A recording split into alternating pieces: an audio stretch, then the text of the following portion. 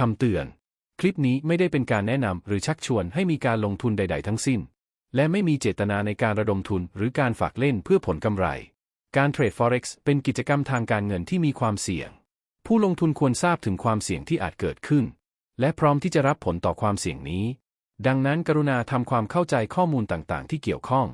อย่างละเอียดและครบถ้วนก่อนการตัดสินใจลงทุนและควรจะเข้าใจว่าการลงทุนเป็นความรับผิดชอบของคุณเองผู้ลงทุนต้องรับผิดชอบต่อการตัดสินใจของตนเองและความเสี่ยงทางการเงินที่อาจเกิดขึ้นได้